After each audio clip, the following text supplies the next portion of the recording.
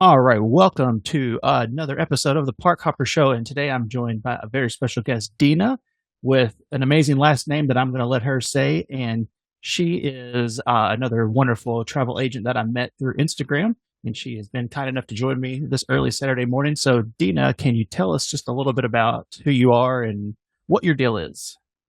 Absolutely. Thanks for having me. I am very excited to be here. So my name is Dina Mavridis. It's a big fat Greek last name, and that's okay. I won't tell you my real first name then. But I am from the Niagara region in Ontario, Canada, and I am a travel specialist. I'd like to focus on Disney destinations, especially Walt Disney World, because it's a very special place to me. And my family loves it there. We are a Disney family. So becoming a travel agent was just a no-brainer. And yeah, I love it. I have a lot of fun with my clients. And most of the time I get maybe a little too excited about it. But planning other people's magical vacations it's my favorite. I mean, my number one favorite is planning my own, of course, because then I get to go. But seeing other people, have this amazing experience, it warms my heart up. I call me old fashioned, but stuff like that really brings a tear to my eye. Well, I don't think personally that you can get too crazy with it because, that's kind of half the fun when you go down there and you kind of forget who you are for a minute and say anything goes once you're in the bubble. Stuff you wouldn't do at home necessarily, but it's fine. So absolutely. Well, and that's just it. It's an escape. It's an escape for everybody. And it's how you put yourself when you're there, the mindset and all that. But it is a really nice place to escape from everything just for a little while. Of course, got to get back to reality, but it's nice to have that place, right? And it's nice when I see first timers who go and they fall completely in love with it too. It's awesome. Well, I did a little, looking into you before I reached out. And one of the first things that I saw that really, I was like, okay, I'm going to have to see what she has to say about this because this is one of my favorite things. It said you started out when you were little with your Disney planning VHS tape. Absolutely. So when I like to say that my parents were my first clients. When I was 10, I really wanted to go to Walt Disney World. And I had been reading a book of one of the Babysitters Club books, where they actually go on a cruise and then they go to Disneyland in California. And my parents had been talking about doing a cruise in Florida. And I said, well, then we should make this happen. We should do the cruise and then go to Walt Disney World, just like Christy and her friends, the Babysitters Club. But they were not convinced. Having Greek parents who were business owners, everything, it's business, right? And so they used to have these VHS cassettes that you could call in and you would be sent this VHS. You would have all this information on Walt Disney World, the resorts, all of that. And so my sister and I said, okay, we're gonna call and order one. And even though we weren't 18 and older, we did not have our parents' permission. We ordered one and we studied that thing like just every single day. I mean, when you're a kid and you're hyper focused on something, you want something so badly, you really get to know it. So I actually ended up doing a presentation for my parents, and because again, they're all about business. So we ended up convincing them, and we got to do the cruise and Walt Disney World. We were not allowed to stay on property. My mom said, when you're older and you have your own money, you can go do that. So I do. You said, mom told me to, right? So she told me to do it. And, so it's a very special place to me, not just because I got to experience it that's the one and only time I got to experience Walt Disney World with my whole family. Mm-hmm. My mom was very sick for 11 years. And so I lost her when I was 17. And the rest of my family, my sisters like Disney, but it was never a love the way that I have it. And, so just being there feels really good to me. I feel like my mom's with me. And now I have my own Disney family. So it's okay. Well, when was the last time you saw any of those? Have you revisited any of the old VHS classics? So I actually have some boxes in our basement, and I want to go through them because I know I have a bunch of VHS cassette tapes. But I used to also record the commercials whenever they would come on. So I'm sure I have a cassette somewhere where it's just like the Disney commercials and, which honestly, if I would watch now, I'd probably cry my face off because they're so nostalgic. But I should absolutely find that planning one because that was the ticket. That's what got me there. Well, I don't know what year it was that the one that you watched, but most of them are on YouTube in their entirety, and it's something that I did not watch as a child, but I've watched since growing up, and it's something. So I work from home, and I can't really concentrate on like a TV show or something because I do video editing and podcasting and such. But if I have something like that, just noise in the background, and some of those, from 30 years ago, they're really something to see of like what it was then and what it is now, and I wonder what some of those people are doing that are in these videos. It's just some of the most awkward stuff. Yeah, I think about that too. But it's amazing because even when you see clips from back then, it's still the same love. It's still magical. It's still, and they've come so far. They've done so much with those parks and have added so much. But it's, yeah. And you know what? I like to tell people, even if you've never been there before, but you grew up watching Disney, you grew up watching the parades at Christmas, you walk in those parks, especially Magic Kingdom, and it feels like it's like you've been there before. It's like I know this place, but I've never been here. The smells, the sounds, the sights. It's nostalgia for something you weren't even a part of. It's very strange. Exactly. Yeah. So you're in Canada. I don't know if you had this when you were younger, but we had, it was Walt Disney World Inside Out, the TV show. And it was George Foreman and a couple of hosts. And it was kind of just a commercial for Disney World, but it would come on, I believe, the Disney Channel and sometimes on ABC. And it was just kind of a 30-minute infomercial, but they would do it live, or they would do it from the Magic Kingdom, and then they would kind of just show you the new things going on. And that's what I did as a child. I would just watch those shows. So I was up to date. Even when we weren't going, I knew, everything going on, and that's all on YouTube now. So YouTube is really, it's been very helpful for, reliving the childhood dreams. But you're right. All those commercials, there's like a little kid that learns to walk at Disney World, and, the kids looking out the window at the stars. And I'm like, they did good work. They knew what they were doing. Yeah, that's... it's true though. It's because they play off of the feeling. They play it off of these emotions because it is an emotional place. I personally have been to other parks, other franchises, other companies. I don't feel that. I don't feel it at all. And maybe I'm a little biased because like my husband and I got married at the boardwalk. We were engaged at Magic Kingdom. We, like I said, we're a Disney family. I've created a monster, actually. My husband went to Disney before. That's amazing. Yeah. It's great. But yeah, it's like, I don't know how else to, yeah. Well, sorry. I don't know if you were maybe hinting at Universal and places like that.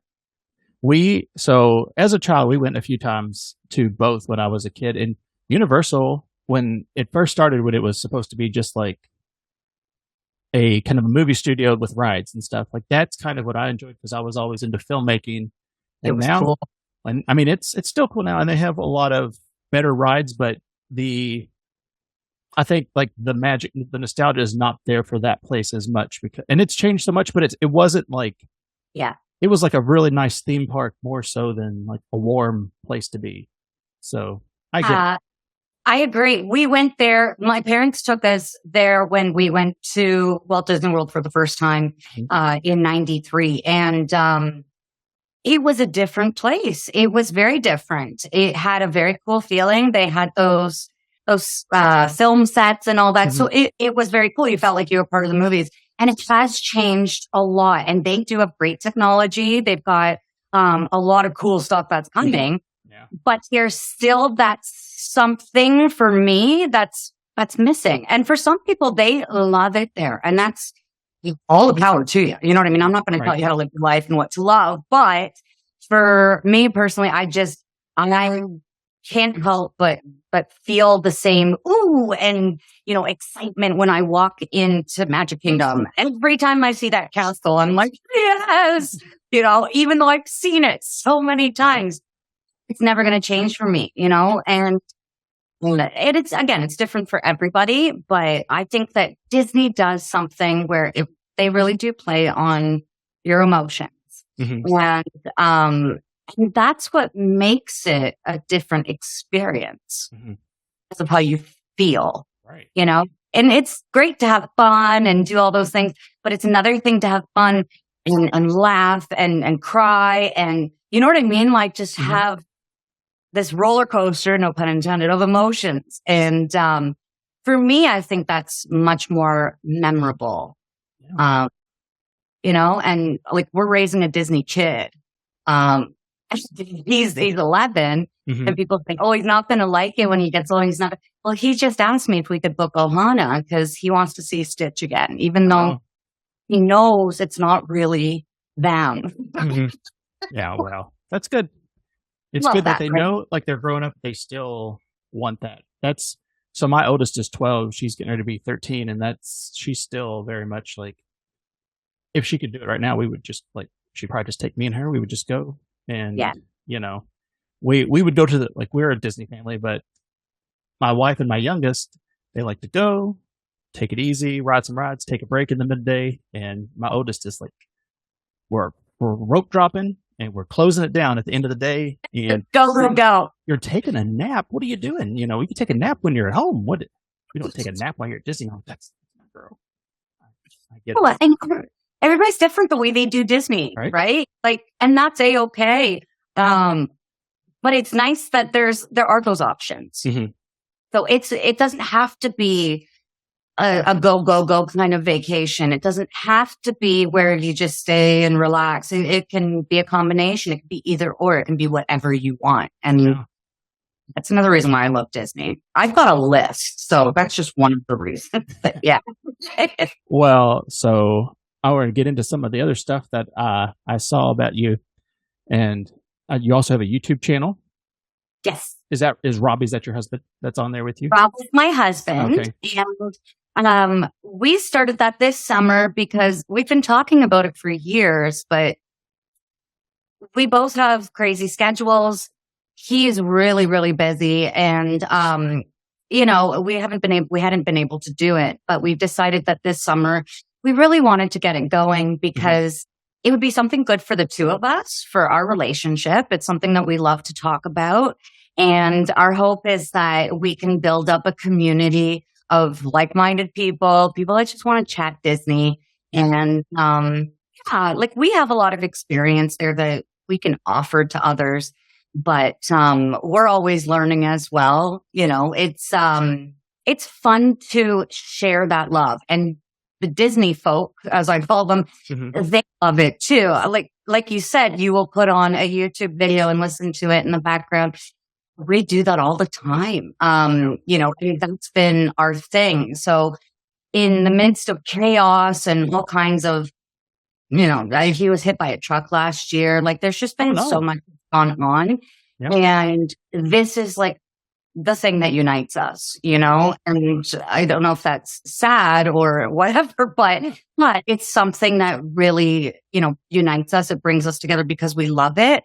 We love planning our trips, and, he doesn't go as often as I do. He's not jealous at all, which is very nice, but it's great when we can all go together. And, so even when I'm planning my own trips or training or whatever, he's excited for me. So it it's that kind of a thing for us. Again, we got married there. So Disney is very much, again, it's the place where we come back to. Mm-hmm. So the craziness is going on outside and oh my goodness, life.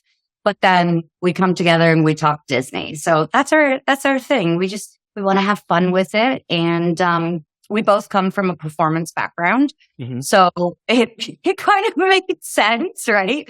To do that. I've been missing performing. He's still doing it here and there, but I haven't been able to.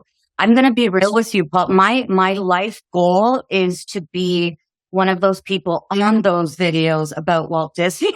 Right. Want them to hire, That's I would grow up watching them and I'd be like, I want to do that. And this is, in a sense, a way for me to do that just without Disney's money. Right. But one day, we'll inch towards that. So, you're both manifest it all. Yeah. Well, I've tried to do this by myself, just talking, and I was not able to do it. That's why I started, reaching out and talking to other people with it. But you and your husband are very good on video. Naturally, it seems like you come from, that you said that you're from a performance background, it makes sense watching it because I do like video stuff and I started doing it because when we started in high school, like making little videos and stuff, I was so bad. I was like, I'll hold the camera. How about that? And I'll edit the video because there was too much of me on camera and just me watching going, oh, this is rough stuff. So it's hard to watch yourself. It's hard to watch yourself at first. And, I get it. Back in the day when I would hear my voice on a recording, I was like, I had an Yzma moment, right? Is that my voice? I was like, what is that? I'm very used to it now. I went to film school, so we had to watch ourselves. Nice. And so we had to get into that discomfort so that we get out of it. But my husband is still kind of, because we're more theater performers. We had a production company for 10 years before the pandemic. And we would produce, I would direct, perform, all kinds of things. But that's how we met, actually. We did a production of Grease that was here locally. Mm-hmm. Yeah. So it's like, again, everything is meant to happen the way it happens, right? And the fact that it's all come together and now we're doing this YouTube channel, it's like full circle for us. Yeah. So, are you going to do on your next trip? I believe you. And again, and this is weird because I know these things about you. You're going soon for a training. Is that right? Yeah. Are you going to do park videos while you're there? I am going to definitely do some videos. The thing is that I try to balance it out because I don't want to be in the parks and not experiencing it. Don't want to be in the parks and not, because if I'm not experiencing it, I can't really help my clients, my potential clients. I can't really say for sure, yes, this felt great. Yes, this, you know what I mean? So I want to be as present as possible while still, grabbing that content. So I am going to try and find a good balance with that. I'm traveling a few days ahead of our training with a group of girls. There's going to be 5 of us. Mm-hmm. And we're going to do the Mickey's Not So Scary Halloween party. Work, right? Right. Oh, and it's a hard job, but somebody's got to do it. Right. And we all volunteer to do that because, it's amazing because we are literally from different parts of Canada and we have, come to know each other online. And now we're all going to Disney and it's great, So we're going to be doing that. I'm going to help a couple of the girls as well because they want to get into more of the content creation and all that. And it's kind of funny because they're all like, you're so good at this. You just have to start. Mm-hmm. So like you said, you would watch your videos and you're like, oh, I'll get behind the camera. Right. It's because I hate to say it, but we kind of have to be terrible at first so that we grow. Not terrible, but you know what I mean. When I get it. No. Yeah. Right. You look back on it and you go, oh, that's so cringy, but you have to start somewhere so that you can grow, so that you can, go from there. And I'm excited. I want to get some good footage. I might go live. We'll see. But again, it's about being present and being in the moment while I'm there because it's still my trip too. Right? I'm a little selfish when it comes to that, only because it it is fuel for my soul. Mm-hmm. How I see it. Well, are you dressing up for the party? We are going to be doing some Disney bounding as villains. Oh. And of course, I picked my favorite villain, who is also pretty obscure, I guess, because it's hard to find stuff. I mentioned her earlier, Yzma. Mm-hmm. The Emperor's New Groove. I think it's such an underrated film. And we actually recently just watched it again. And I'm howling, like I'm cackling watching it. And it's timeless, you know? So yeah, I'm going to bring a little Yzma to the parks. And it's going to be hot. I'm not going to lie. So, yeah. You know, so we had decided not to do full costume because, you know, a bunch of 40-year-old perimenopausal women, it's not ideal. Oh, it's not ideal. Oh, well, hey, listen, it's not ideal for a 40-year-old man either. So I get it. That's the one thing. Know. We the last family trip we went in January, and that was honestly the time to go because the Christmas crowds were gone and the heat was gone. And we went for Halloween one year and it was in the 90s a couple of days. What? It's October. What are you doing? 90s. Come on, Florida. Get it together. Yeah. I'm silly goose. And we had already booked our trip for October. And then this training came up and my husband said, well, I think you need to go. You know, not that I necessarily need more training, but it is, the more you experience something, the more that you can offer to clients and to others, right? But we are going in October. Rob and I both have birthdays in that month. And so we're going to be... When is your birthday? Mine's the 21st and his is Halloween. So mine is the 24th. So how about that? Yeah. About it. Yeah. Same week. That's right. Yeah. Absolutely. But I already know it's going to be so hot. And I'm like, why did we do this? But we do it. Mm-hmm. I'll cut it out if you want me to. What year? Oh, me? 83. Oh, 81. So see, there you go. That's, yeah. I like it. A child. You're just a child. 83. Listen, we grew up in the 80s and 90s, which I look back on and I'm like, how did we survive? But we're here. Mm-hmm. You know what I mean? So it's when I meet other 80s babies, I'm like, solidarity, man. I was an only child, and I feel like I was almost wrapped in bubble wrap half the time because I was so, coddled and stuff. But when I start telling my children about my childhood and compared to theirs, I go, oh, it sounds so dangerous. Are you all a Bluey family by chance at all? So because my little guy's a bit older, he wasn't really watching it, but I started watching it at Disney actually, on my last solo trip. And I cried and I said, this is the most beautiful show. It's so good. Ever. It's so amazing.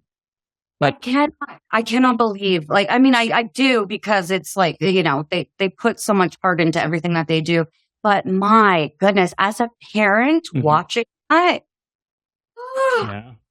can't. It's like right to the core. Right to the core. I always say it was definitely parents that wrote that show. Like they knew all the little details. I'm like, oh, these people have kids. This isn't a room full of people going, what would a kid say? It's like, oh, this is a mess that a child causes. This is something a child says. We tell our kids all the time, it was the 80s, mate. It's all we knew. We didn't know better. It was the 80s. And I'm like, I had the least like dangerous childhood, but compared to a new, whatever generation this is, very, very different. So it is different. It is, but it's nice that we're still raising them with Disney. Yeah.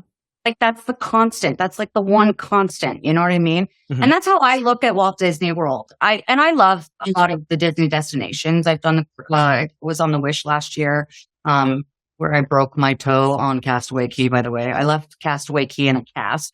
It's fun wordplay. I like it. Yeah, but everybody was really kind. The medical team was fantastic. And that's the thing. I know that Disney is so good because even we've had emergencies, and they always rise to they go to the top. They are number one for customer service and we trust them fully and wholly, right? But even with our allergies, my kid's allergic to life. there's a whole list. You know what I mean? I've got my allergies, and it's a place that we trust. But we keep saying, even as things change in our lives and even, relationships and whatever, the one constant thing has been Disney. Well, that's something I think a lot of people take for granted because they have not had a medical situation there. But this last trip we had, we went with friends, and one of their children was running. It had just kind of rained a little bit, and he had his Crocs on. And he slipped and fell backwards and hit his head. Oh, and I mean, I to this day, the sound it made, I cannot believe it didn't just split. But he had a knot. But we had to go to the medical thing in the Magic Kingdom, and everything taken care of real easily, and very you never felt in danger there. Like, we have a local theme park about 10 minutes from us that if you fell, we're just calling an ambulance and getting you out of here as fast as possible. But on-site stuff, took care of it, and we were right back out there for the parade, so. They're really, really good about it. That's one of the agents had said yesterday that she has clients there right now, and their kid got sick and they haven't been able to go to any of the parks. All of us jumped in and said, oh my goodness, make sure that you do talk to the cast members, because they'll do whatever they can to help, but also to help you feel more at ease, right? We've had a few medical emergencies, unfortunately, between myself and my little one. But again, it is the one place where you feel safe. You feel like they really do care. And for the amount of money that you're spending, you would hope that they would, right? Right. But a lot of places, even if you're spending a lot of money, which most of the time it is pretty comparable, I think. People go, oh, why do you go to Disney? Well, the service. Number one, the service, because I know I'm going to be treated well, and I'm going to feel good that I spent my money here, and again, that goes across everywhere. But I think that for Disney destinations, but I think that Walt Disney World, they've got it down to it's perfection. It really is. Those cast members work so hard, and I love them. I make so many friends when I go down. Yeah, you seem like that person where you're just like, hey, how you doing? Start chatting it up with somebody, and absolutely. And it is the one place that I'll talk to people, so I get it, because I'm very introverted. But when I'm there, if somebody's talking to me, hey, what's going on? And that's because I know those people have been, in my mind, they've been vetted a little bit better than your average person I'll run into in life, where I just kind of put the hand up, look away. They are genuinely there to have a good time. They're there to experience the magic. So it is really easy to find. Listen, it's easy to find the opposite, and too, where people are miserable and whatever. That's their choice. But the majority are so kind, especially cast members. Though I'm regular guests that I see. I'll make all kinds of friends in the laundry room or whatever at the resort. But the cast members, they make such a difference. And it's incredible, but, I'm excited. I'm going back to Grand Floridian, and I get to see all my buddies that I made in April. Oh, that's wow. I'm excited for it. Yeah. I had some really good conversations with people, and, I feel like a lot of times people look at the, cast members as, oh, they're employees. They don't just, give them some love, and they will love on you. You know what I mean? I feel like a lot of them are very, and I mean, it's probably part of it being at Disney, but they also seem very theatrical a lot of times with their service, and they say, I'm here to help, but they actually have help. They're actually, it's almost like a cartoon coming to help, where most of your day-to-day life, if you needed, the last thing I want is customer service, because something has gone wrong. You've got to talk to somebody, and it's probably somebody that just got hired, a month earlier. They don't know what's going on, and they're just staring at you. And I'm like, this is, what? Fine, whatever. I'm just leaving. But, I'd say it's so jarring whenever there's one person who just acts regular almost, or you can just tell is having a little bit of a bad day. This person wasn't just the jolliest person I've ever met. It's very strange now when you see him. So, yeah, no, it's, what? And it makes a big difference, because again, like you said, you're going there, you're encountering people that are a little more I mean, they got to love their job. Mhm. But most of the time it feels like, and it seems like they really do love what they're doing. Yeah. And it makes a big difference. A lot of times, even like when we have an issue or there's something, a lot of technical issues happen with, with clients and stuff. They will sit on hold and I will listen to the music and whatever. But I tell them, because sometimes the clients will say, no, I feel bad if you're, no, this is my job.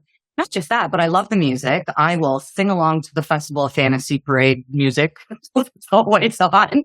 And then the cast members that we speak to are just phenomenal. Like it really, when I call, let's say for my phone bill, it's not like that. Right. It's like not you call ever. So it's nice. It really is. And people go, oh, well, can they always be that happy all the time? Yeah. I would be if I worked there and lived there, and you know what I mean? Right. So, well, can you imagine, because, friends of ours that do it, I've seen them, we'll be hanging out and they've just got it on speaker. They're just waiting for the next person because they're an agent and they're helping a client.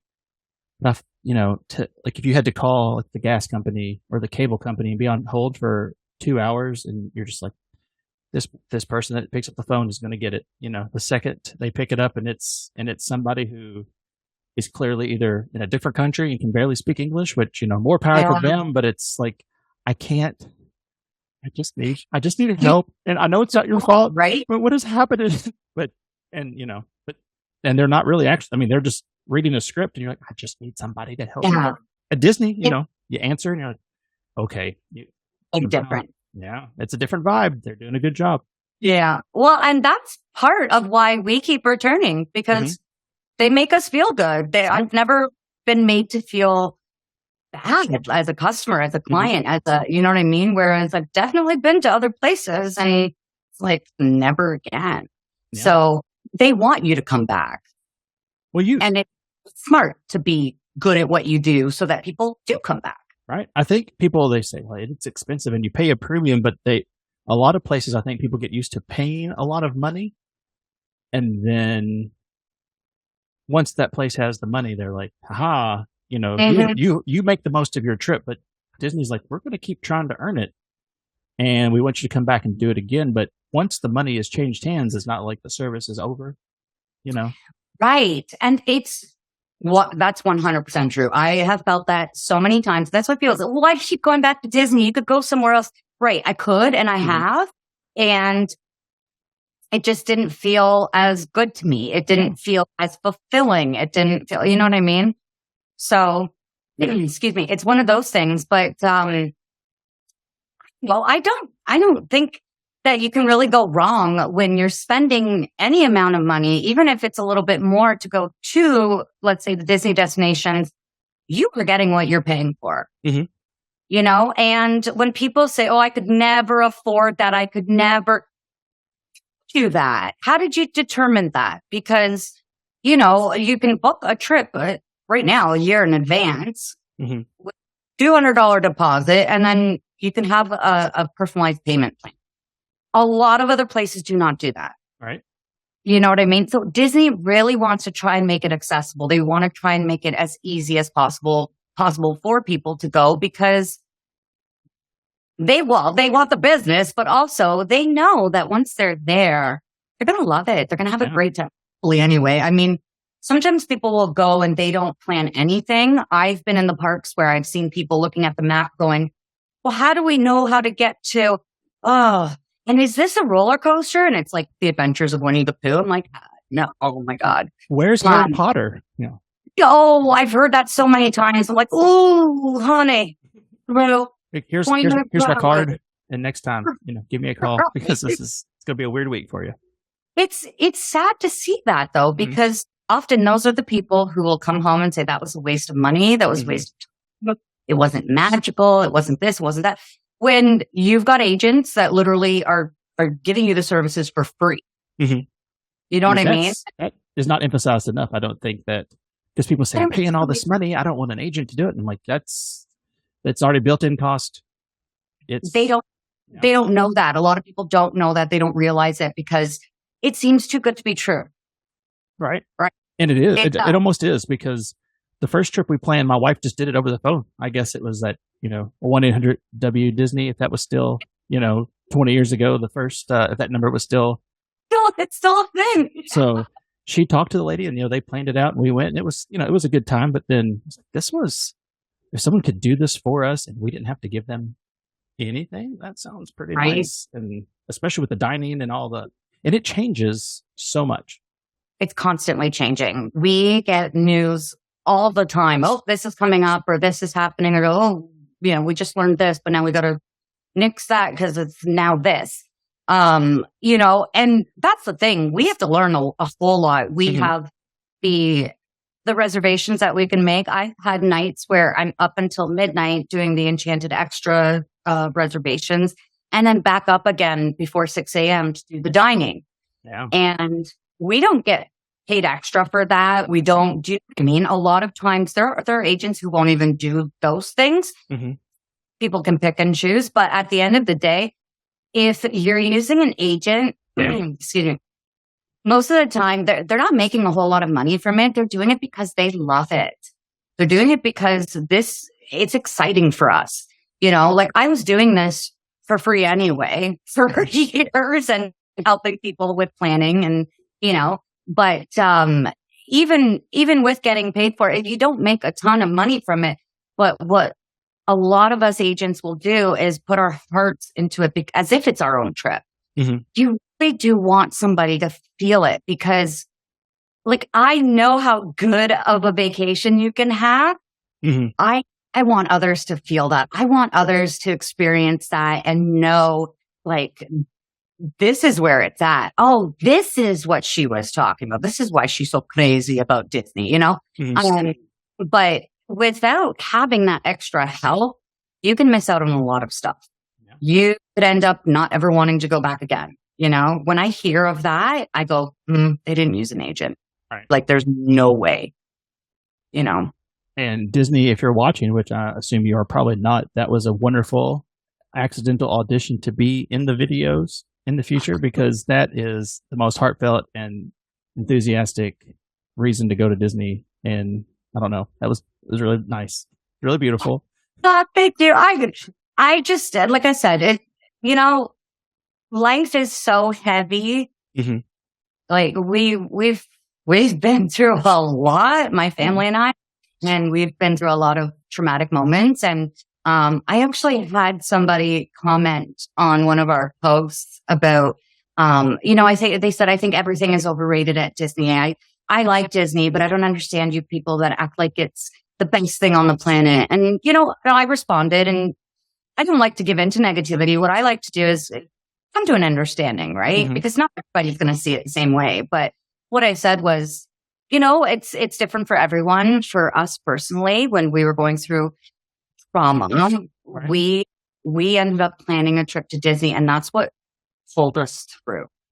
That's what got us through to really just get to another day.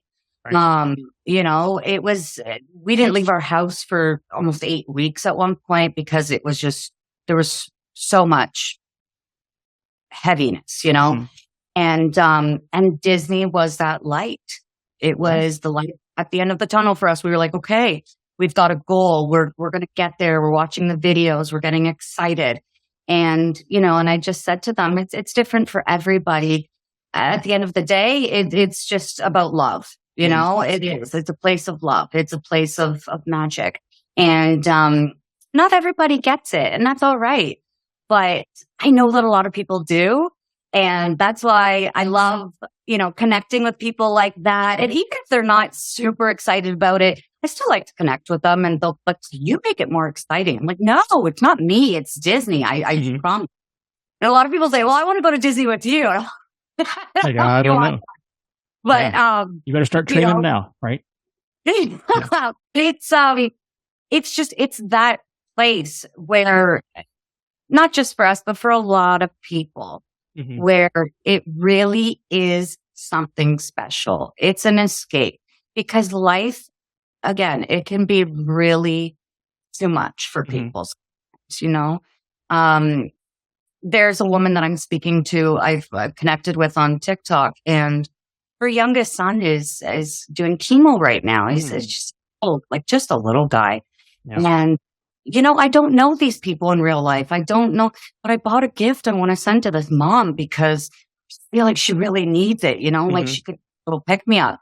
And that's what this community is all about. It really is about that love and that magic.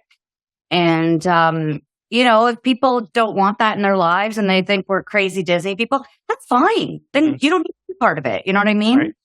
But I like that Disney bubble. I will always be in this Disney bubble because it's a great escape, but also something that I can look forward to.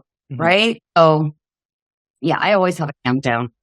Well, I'd say so much of, like, I met you through Instagram. I'm sure through one of the like Disney follow along things they do.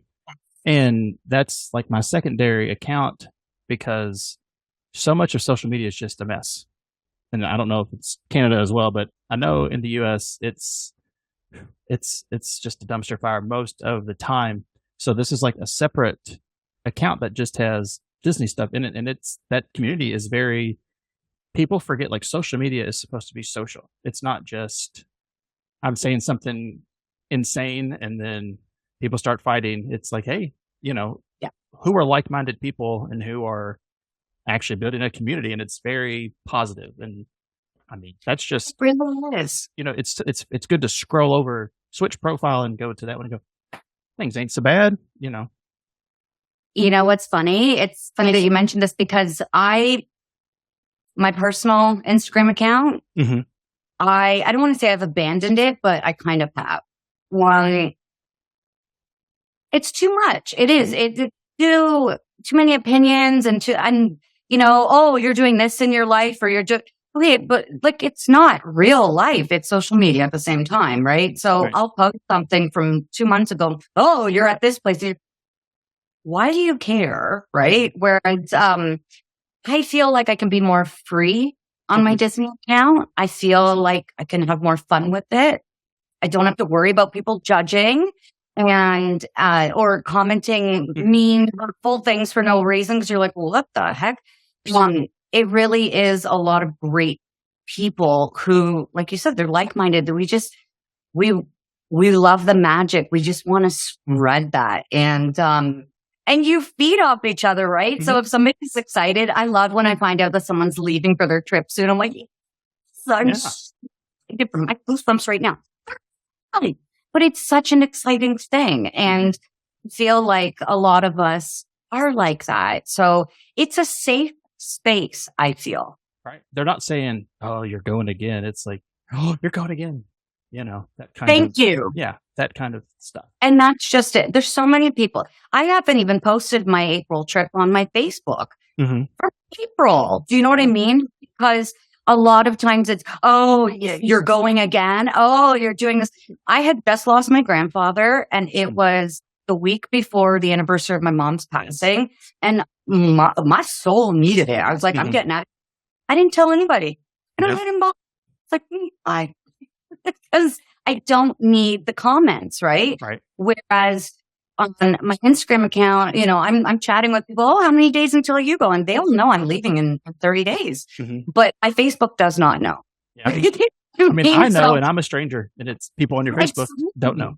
That's wild. So, well, let me take it back to an easier time based on what I've seen from your posts and your things. All right. So your YouTube channel. Yes. Let's say something that you have brought up a few times. I watched the videos on it. How do you feel about Full House going to Disney World? I'm so okay. My goosebumps came back. So being a Greek girl and seeing John Stamos on TV and bringing the Greek culture onto the television and kind of normalizing it, you know what I mean?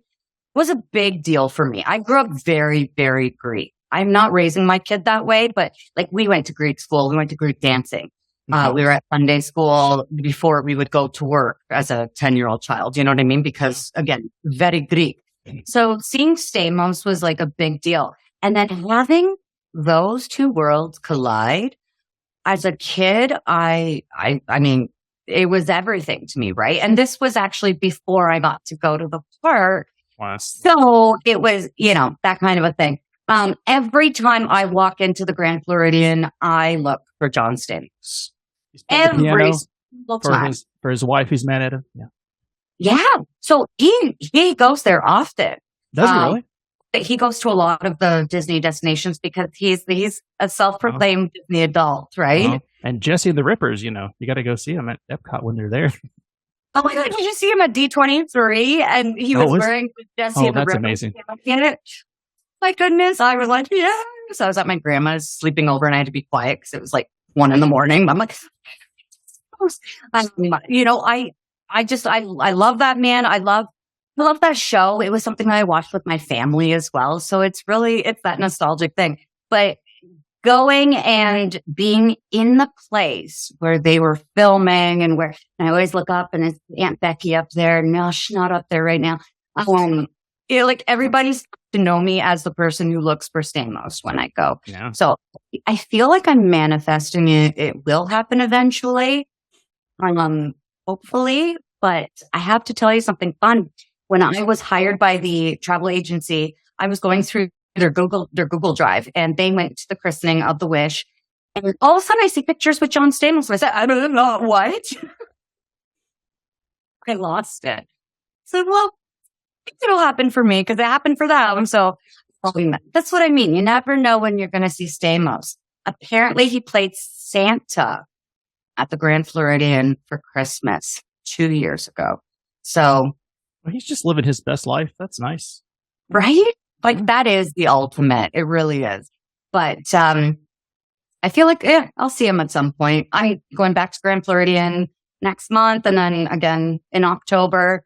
Hashtag Stamos watch. You're just out there, hoping for it. Absolutely. And I tell the pianist there, I'm like, listen, it's nothing against you. You're lovely. I'm just waiting for Stamos.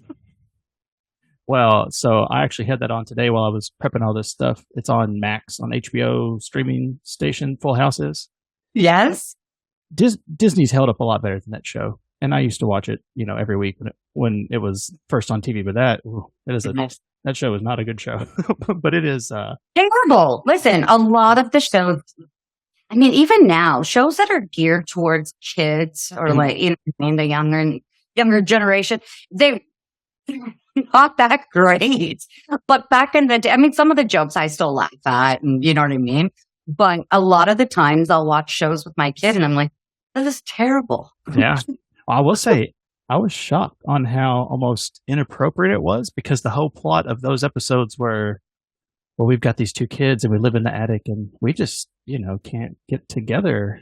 And they would just kept getting interrupted. I'm like, this was on Friday night. And I sat down with my family and said, we're going to watch this. And I cannot think of a show we would sit down and watch. And I look at my daughters and they would go, I think we're going to leave. I think we'll just leave. If that kind of show was on, like, awkward. Yeah, it was really something. It's kind of funny though, because back then I don't think it really registered. You know what I mean? Like I didn't really get it. Kids are smarter these days. Yeah. Well, than that. It was a classic down to the end when Steve, which is always funny to me because he was the boyfriend, but he was also Aladdin, and I was like, and he's dressed as Aladdin. This is a little Easter egg. He's running in slow motion and trips and falls. And so that used to be a big deal for the ABC shows. They would all go to Disney World. Yes. And there were 2 things that happened, it seemed like, in every series. And one of them was someone else would just join them randomly at the very end of a trip. I'm like, whose boyfriend is, and first of all, they're going from San Francisco. They've got Disneyland a short jaunt away, but they've flown cross country with 12 people. And her boyfriend, who doesn't seem like the biggest winner, has put together a cross country plane trip and Disney tickets and checking into not a cheap hotel. Into Grand Floridian. Where's this man getting this money? And good for him. It happened in Family Matters. They all go and they have a big time, and the 2 or 3 of them decide to drive for some reason, and they get lost and end up in Canada. I think they go the wrong way because the friend is driving. Shenanigans. But it's so true. There's always something that would come up. Or Blossom did Disneyland, I think. They did an episode there. I have to tell you a funny little thing though. You were saying about Easter eggs. So at Walt Disney World, when they were filming Full House, you know, the person that was playing Aladdin in the parks at that time, I have to go back and rewatch. I don't think he's in the episode, but he was actually he was Aladdin at the parks. Was my favorite Backstreet Boy, Kevin Richardson. Wow. So there are pictures of him backstage with Mary Kate or Ashley, whichever one it is, and with Jodie Sweetin. And I love that. I like what a you know what I mean. It's what a small world, but yeah, a little funny. Well, a small world. Hey, how about that too? There's a Disney for you. Oh. So and they also had that weird parade. The Princess for a Day gets. I was like, this is children showing up and going, "Where's my Princess for a Day?" Sweepstakes. But the other thing, well, yeah, the other thing that they always did, someone would get engaged there, and it happened in Step by Step. It happened in Full House, and it happened in your life. So, can you talk about getting engaged and getting married there? What is that like at Disney World? Because I mean, they've had whole TV shows on Disney Plus about how amazing it is. So, is it that amazing? Yeah. So we, like I said, we had gone through a pretty traumatic event, and it was Disney planning Disney, and moving towards that really helped us through. And it was part of it anyway. But we had gone to Disney as a family once before that, and then while we were planning this trip, it was going to happen over Halloween, so it would be for Robbie's birthday. And we ended up going down there. There was a big group of us for a week. And after we went on Peter Pan's flight, we ended up going to get some pretzels. You have to get Mickey pretzels, right? We were going to watch the fireworks. So we got some Mickey pretzels. We got some cheese and all that. And one of the people that was there was my best friend. We've been best friends for almost 30 years. And my little sister through Big Brothers and Big Sisters. I took her. Yeah. But it was great. Another friend of ours was there. And so we ended up getting pretzels and the cheese and all that. We're watching from not directly in front of the castle because we didn't go early enough to sit and get a spot. But 6:30? Yeah, that's... Right. So we're kind of at the side there, and there was a PhotoPass photographer. And so we all got in a picture. We had the castle in the background, and then all of a sudden everybody else left and Rob's on one knee. What? So it was amazing. I know some people look at it and they go, oh, it's kind of overdone. It's, get out of here. I don't need that negativity. It's but I felt like there couldn't have been anything more perfect. With everything that we had gone through, and just it was amazing. It was something that was really positive and wonderful. And while we're all getting excited, my little sister goes on Facebook Live, and she's like, yeah, they're engaged, blah, blah, blah. And right before she had to cut it, my little guy got excited. He's in a stroller, and he was really weird about textures and stuff. So he like, yay. And he ended up putting his hand in the pretzel cheese, and he got sick everywhere. We were like, magic, never mind. Back to being a parent. Right. You know what I mean? It was very much it was the perfect moment because it was everything. We're like, yay, we're engaged. This is amazing. And then, our kids puking everywhere. All right, man. But it was our moment. Right. So it was very much representative of what we are, But it was beautiful. And the fact that we were able to get married there was, I can't say enough about it. I'm Greek again, so Rob's not. We do not talk to his family, but my family is very big and fat and Greek and all of those things. So, when we were looking at venues and all that, actually my sister who pushed for it, which I'm surprised, but her wedding had 350 people. And why? You know what I mean? But it's because it's very much a Greek thing where you feel like you have to invite your lawyer and your lawyer neighbor, and don't forget about the doctor that you had for 5 minutes 10 years ago. Right. Do you know what I mean? It's very much that. So my sister starts doing some work, looking at stuff, and she's like, Dad, it would cost significantly less to have a wedding at Disney. Mhm. And then you wouldn't have to fly everybody over from Greece. Yeah. Because he flew about 15 people over for my sister's wedding. Yeah. Yeah. So we ended up having 31 people all together. Yeah. It was not a big fat Greek wedding. It was very small. It was beautiful. It was at the pavilion there at the boardwalk. Oh, nice. And yeah, I had my grandparents there who are my mom's parents. Mm-hmm. And that meant a lot to me. Like we just lost my grandfather, but we still have my grandma. And, like, even though is not in a church, she still thought it was beautiful. Like she still thought about it. So it's very special. Yeah. I mean, that's amazing.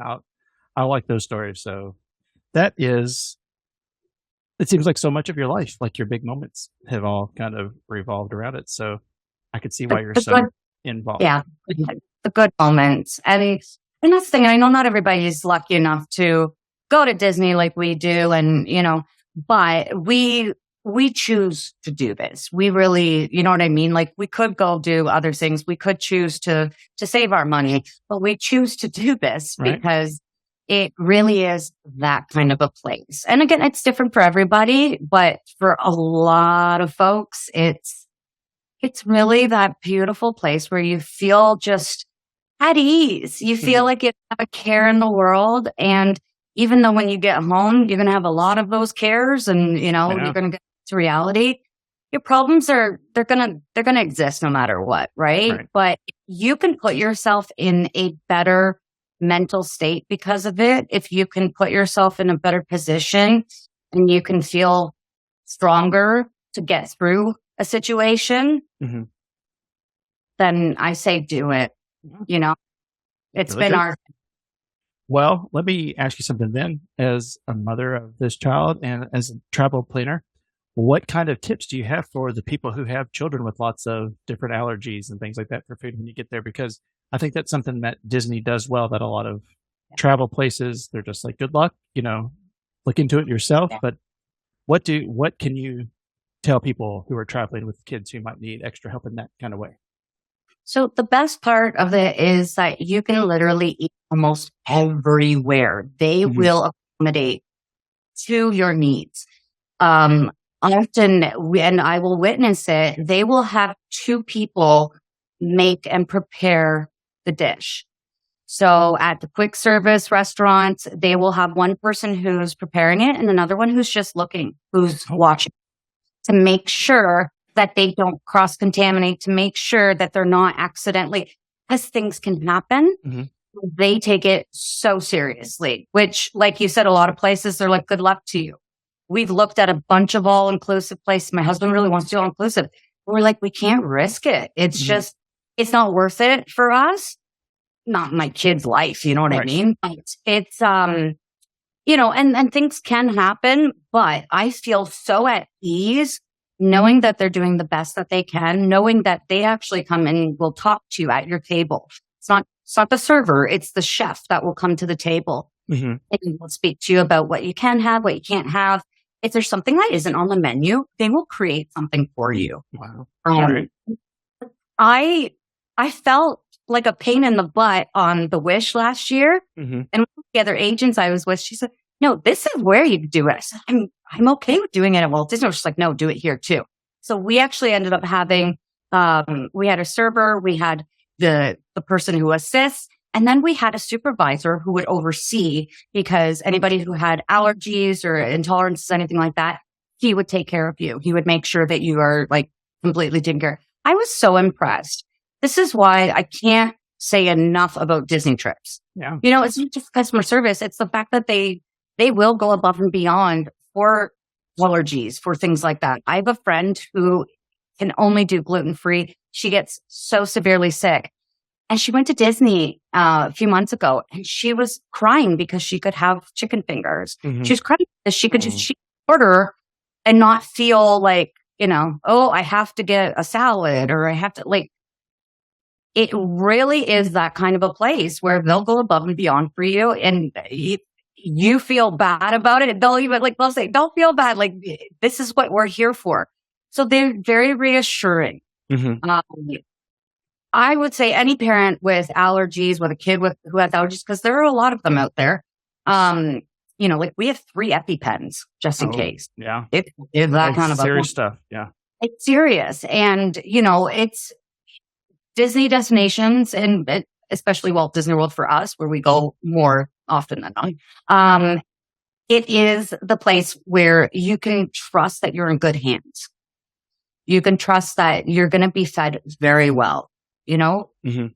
You're not paying $20 for a small salad because that's all you can have, or a little plate of veggies for the kid. Right. They really do have a lot of great options. So in terms of that, I recommend it to everybody. I mean, I'm going to recommend Disney to everyone anyway, but especially for those with those allergies. Yeah. I went to Jamaica for my best friend's wedding, and there was a lot of stuff I could not touch. It's I'm in Jamaica and I can't even eat. Yeah. Yeah. So, yeah, you're spending all that money anyway, and a lot of people with the dining plan, then they can feel, they can rest assured that they're going to get taken care of. They're going to get some really good food. Mhm. And it's not bland, whatever. It is delicious, I think so many people, because so many things, you said your friend is gluten intolerant, that they get real, but they have it sounds like they might have celiac. They actually have an illness. But things like that have gotten to be so trendy. We didn't eat bread for a while. We just cut it out. Yeah. No, we felt lots better when you don't eat bread at all. It's a delicious killer. But it's so true. It's so true. So many people do these things trendy ways, and then they go somewhere and they're like, well, is this gluten free, or is this, I don't eat cheese, or I don't eat, and they're like, yeah, it's gluten free, but you're like, it's just some teenager who they hired for the summer. You don't really know, but it's good that it's an actual place that takes it serious, because sure, a lot of people do those things in a trendy way, but there are actually people out here who do need that. That's not just a fad; it's their life, and that's just so many take it for granted.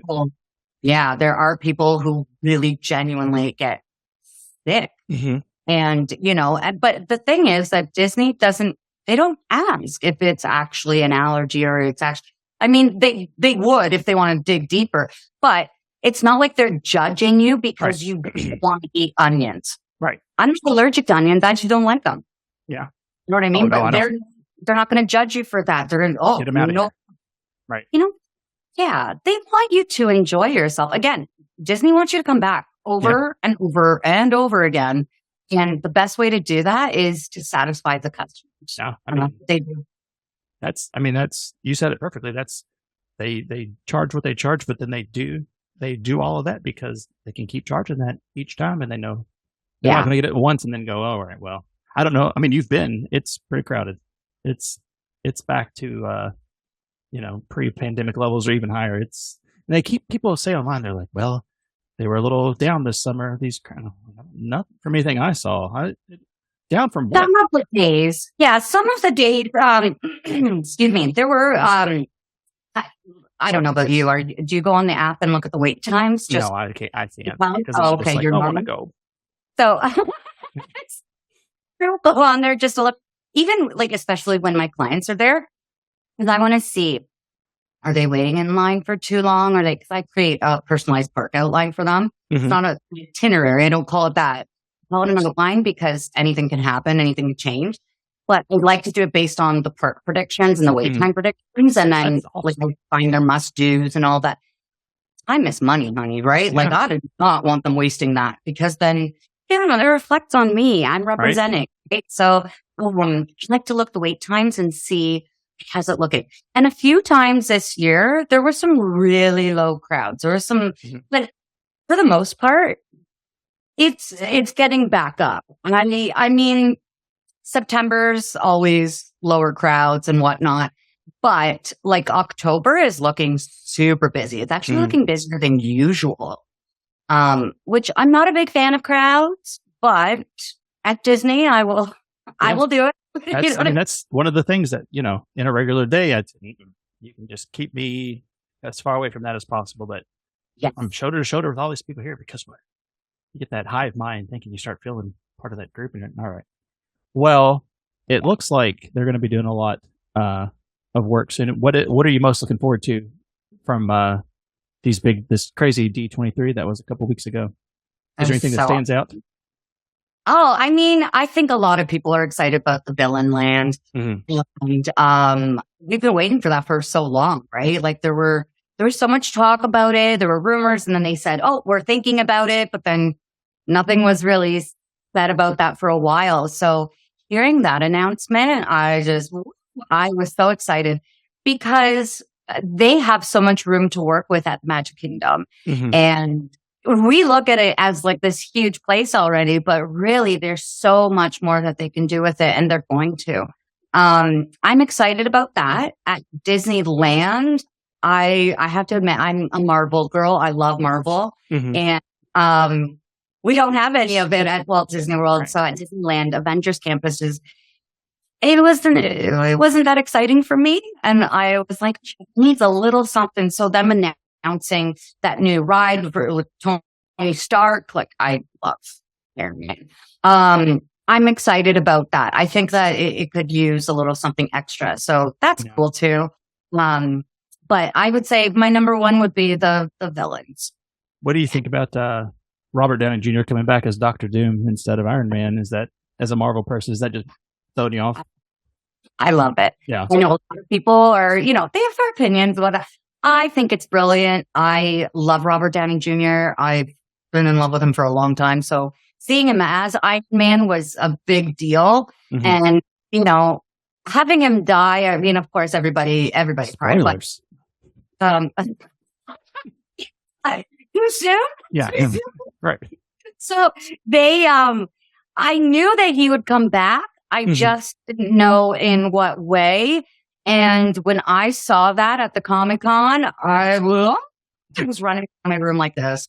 My husband was like, "You're excited?" I'm like, "Yeah." Okay. I very much look forward to it. I think he's a brilliant actor. Mm-hmm. I think a lot of people question it because, the MCU the last couple of years hasn't been the greatest, but there still has been some really good stuff that's come out of it. Yeah. And I think they're on to a good path. I think it'll be great. Well, they got people talking one way or the other. So have you seen the latest Deadpool? Yes. Okay. We went to the theater to see it. So I didn't do anything this summer. I had surgery, and so I was pretty much a potato for most of this summer. And my big outing was going to see the new movie because I love Deadpool, but Wolverine, just like we've been waiting for that for so long, right? And so we got to go to one of the theaters here. They've got the seats that go back. So I was laying back, watching this movie, laughing my butt off. All the great cameos and everything. I think this was a really good step for the MCU. I think brilliant. Well, it was just a trick question to lead me into this next thing from your profile. There's a lot of Madonna heavily featured in the end of that movie. What is your favorite 80s song that you like to sing and dance to? Because that's in your profile on your. My God. Not Madonna necessarily, anybody. Where to even begin? So 80s music is near and dear to my heart because I wanted to be a singer. I sing, but obviously I'm not doing it. And my mom and I bonded over music and musicals. Like that was our thing. We would go to concerts. She took me to Backstreet Boys in England. Like it was, nice. Yeah, we were those people. And, I love 80s music because it reminds me of my mom, but it also you find it in soundtracks. I love that they have Tears for Fears on Guardians. Tears for Fears is one of my favorite bands. They are amazing. Madonna, of course, I grew up watching her and wanting to be a little temptress like her. I'm not, but you know what I mean? You'd watch her and be like, wow, she was, she knocked down doors for many people. She really did. She opened doors for so many people in the music industry. But yeah, you could find me dancing to almost everything. I don't think I could pick like an absolute favorite.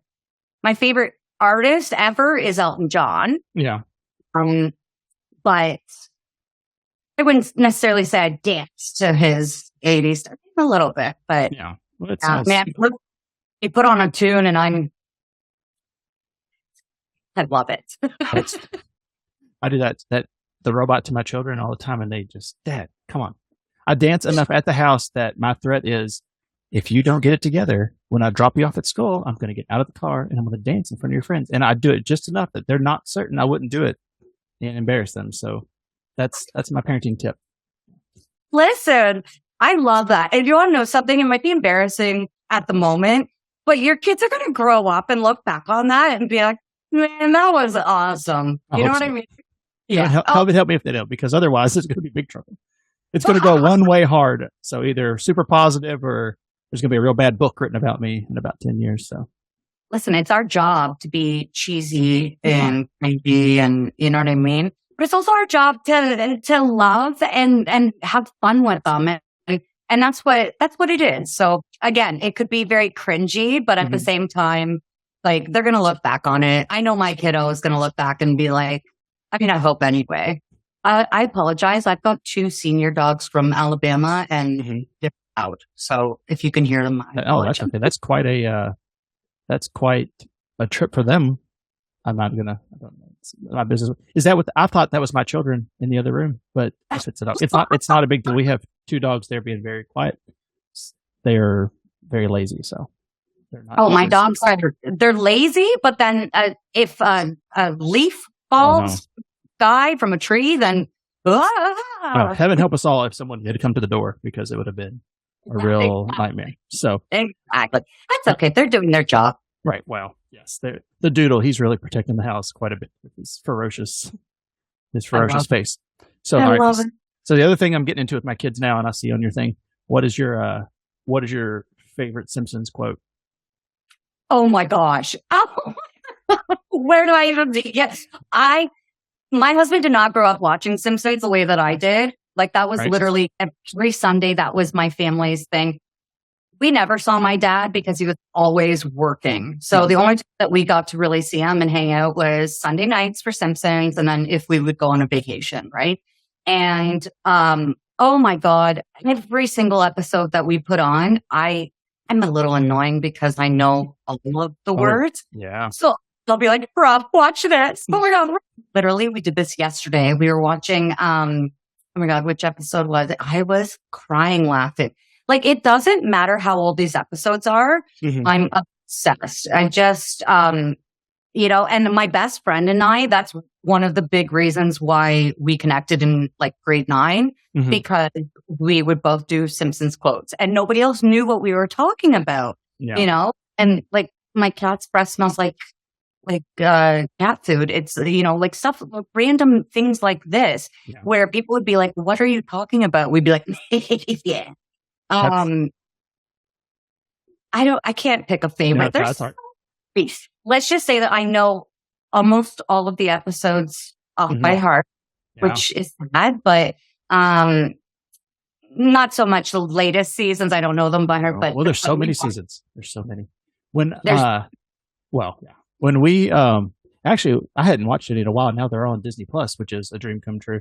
I was like, some of these are actually real good. These later seasons, I don't relate to them like I did from the ones I watched, years ago. But when they're well written.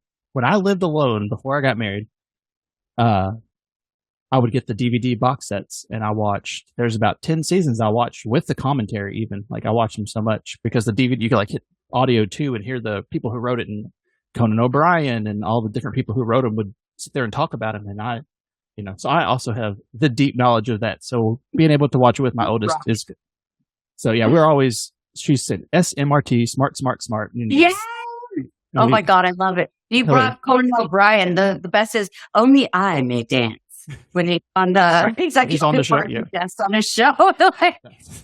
You put on an episode, or you bring up an episode, and it's like you can You know what I mean? You know it inside and out. And maybe it's because when we were growing up, there wasn't really anything else like that out there. You know what I mean? But it is smart. It is well written. The jokes still stand the test of time. You know, like my husband laughs so hard and I'm like, you've never seen this? He's like, I don't know this. I'm like, what? Get out of here, So right? Watching him watch it for like the first time is like cool, right? It's funny watching it with her, my oldest is 12 and we'll watch some of the older ones and I'm like, I'm loving it and I'm laughing. And she's like, what's that? And I was like, well, so this was a joke that they made in the 90s that was based on something that happened in the 70s that happened in the 50s. And I'm going to have to explain 30 or 40 years of entertainment for you to get. So we'll just keep rolling. Just understand it was funny. And one day you might get it, but it was a reference to 50 things that I'm going to have to walk you through, but it was very good. The person who wrote this, very smart. Right, is brilliant. But then, like, if they don't know the references, they don't know what's going on. Right. Well, but it's great. And speaking of your favorite, there's a couple of them where when Robert Downey Jr. was going through some hard times and he's the butt of the jokes on there. And Eddie's like, why are they saying that about him? And I'm like, he wasn't always Iron Man. He had, he went through something. When I was your age, he had some trouble. So, but it's strange, quite a story he's got. The ultimate comeback. Yeah. Like he is the ultimate comeback story. Like that could have gone a whole other direction. So, but it's true. Like when you watch stuff, you're like, wait a minute. I know Robert Downey Jr. was a good, like he's beloved by everybody. I'm like, yeah. Well, there was a time where he was in prison and he was, there's an episode they're doing a Hollywood tour and he's having a shootout with the police. Where are the cameras? And they're like, ooh, it's just actually happening. And I was like, oh no. And now he works for Disney and it's fun. It's a fun, right? Everybody works for Disney one day. It's going to happen. So even us, maybe. Well, yeah. Fingers crossed. Yeah, that's right. Manifest. Well, it has been amazing, and I feel like I'm good at picking these people out based on the Instagram. So you have been a delight to talk to. This has been amazing. Well, thank you. If is there anything if people need to reach out and would like to plan a trip, I will put everything in the description of this. But is there a preferred method of way you like to talk to people? I don't love technology because when it doesn't work, it can really ruin things, right? When it works, it's fantastic. Yes. My preferred method is through our website because then if they are connecting through there, they can fill out a form. Okay.